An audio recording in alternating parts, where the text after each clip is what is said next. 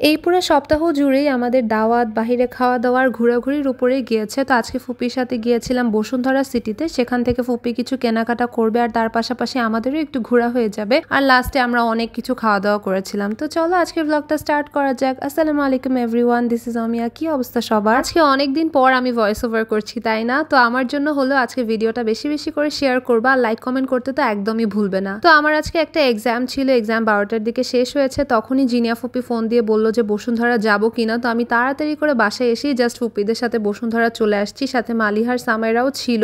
আমি actually dress change করার time পাইনি। তো বসুন্ধরাতে এসেই ফার্স্টে আমরা আড়ংয়ে গেলাম, কারণ মালিহার জিনিয়া ফুপি এখনো আসেনি, তাই আমরা ওদের জন্য একটু ওয়েট করছিলাম। আর আড়ংয়ে ঢুকেই হচ্ছে আমরা এই মোকা ড্রিঙ্কসগুলো নিয়ে নিলাম। সামাইরা, শ্রাবণী, আমার এই ড্রিঙ্কসটা খুবই ফেভারিট, তাই আমরা খেতে খেতে আড়ংয়ে ঘুরছিলাম। তো ফুপি এখানে কিছু ক্রকারিজ আইটেম দেখছিল। আড়ংয়ে আসলেই তো ফার্স্টে এগুলোর দিকে চোখ যায়, তাই না? আমরা তো অলওয়েজ আড়ংয়ে গেলেই প্লেটস, কাপস এগুলো দেখি। তারপরে আমরা ঘুরতে ঘুরতে সেকেন্ড ফ্লোরে টাগা সেকশনে চলে আসছি। আর এসেই টাগা টপস গুলো দেখছিলাম। এগুলো তো আমার অনেক বেশি ফেভারিট। টাগাতে আসলে আমার মন চায় কিছু না কিছু পারচেজ করে ফেলি। তো ফুপিও দেখছিল, ফুপির কাছে অনেক পছন্দ হয়েছে, বাট ফুপির মনে হলো যে প্রাইসিংটা একটু বেশি এখানে। অ্যাকচুয়ালি টাগার প্রাইসটা একটু বেশি হলেও এখানে কালেকশন খুবই সুন্দর। তারপরে মালিহার জিনিয়া ফুপিও চলে আসে। আমরা একসাথে কিছু স্যান্ডেলস দেখছিলাম। মালিহার কাছে এই গ্রিন কুশাটা খুবই পছন্দ হয়েছিল, বাট আনফর্চুনেটলি ওটার সাইজ পাইনি। তারপরে আরো অনেকগুলো স্যান্ডেলস দেখছিলাম।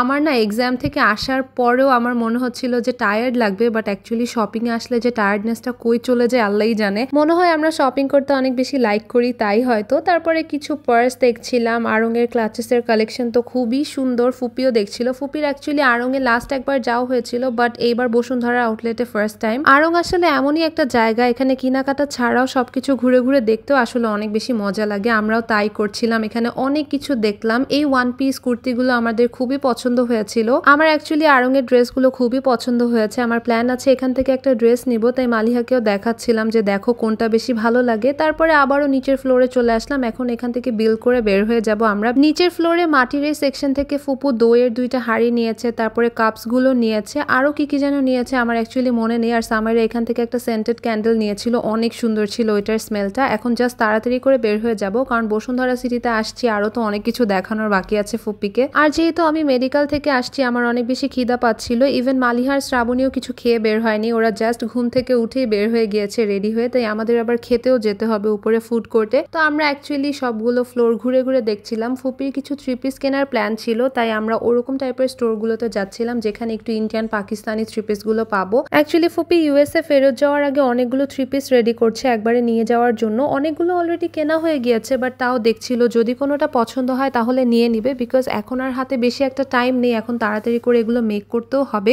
আজকে আবার আমাদের একটু তাড়াহুড়াও আছে, বিকজ রাতে আমাদের একটা দাওয়াত আছে, তাই তাড়াতাড়ি করছিলাম যে একটু দেখে নেই, যদি কোনো 3 পিস লাইক হয় তাহলে নিল, না হলে আমরা আরেকটু ঘোরাফেরা করে খাওয়া দাওয়া করে তাড়াতাড়ি করে বের হয়ে যাব, বিকজ অলরেডি অনেকক্ষণ ঘোরাঘুরি করার কারণে আমাদের সবার অনেক ক্ষুধা পেয়ে গিয়েছিল। তারপরে আমরা একটু মিনিসোতে আসছি, বিকজ আমরা জিদ করছিল মিনিসোতে যাওয়ার জন্য। মিনিসোতে এসে একটু টুকটাক জিনিসপাতি দেখলাম, বিকজ এখানে এত সুন্দর সুন্দর কালারফুল জিনিস ছিল।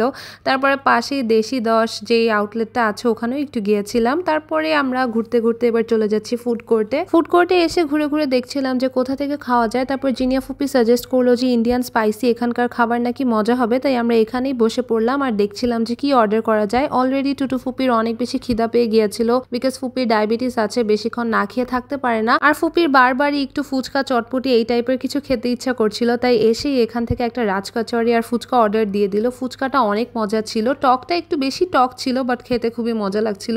আমরা এখানে সবাই ফুপির থেকে শেয়ার করে খাচ্ছিলাম, যেহেতু আমাদের খাবার আসতে অনেক বেশি দেরি হচ্ছিল। আর আমরা সবাই একটু ডিফারেন্ট অর্ডার করা ট্রাই করেছি, আমি আর মালিহা স্পেশালি, কারণ আমরা একটু শেয়ার করে খেতে পারবো। আর আমার অর্ডার করা তেহারিটা সবার লাস্টে আসছে, আই ডোন্ট নো ওয়াই। আর এর মধ্যে আমাদের ড্রিঙ্কসও চলে আসছে। আমরা এখানে নিয়েছিলাম ওরিও শেক আর চকলেট শেক। সবসময় দেখা যায় আমি একটু সেপারেট কিছু অর্ডার করি, আজকে আমি একটু ডিফারেন্ট চকলেট শেক নিয়েছিলাম, বাট আমি যেটা অর্ডার করি সামাইরা আর মালিহার না ওইটার প্রতি বেশি ইন্টারেস্ট লাগে, তো ওরা আমার কাছে ওইটা নিয়ে আমাকে ওরিও শেক ধরিয়ে দিল। তো যাই হোক, চকলেট শেক, ওরিও শেক কোনোটাই মজা ছিল না, একদম বেশি লিকুইডই ছিল, আর একটু বেশি থিক হতে পারতো। আর আমাদের কাছে চকলেটের কোয়ালিটিটাও একদমই ভালো মনে হয়নি। তো যাই হোক, তারপরে মালিহা এখান থেকে ফুপির কাছ থেকে রাজকচুরি ট্রাই করছিল। এই রাজকচুরিটা ফুপির খুবই পছন্দ হয়েছে।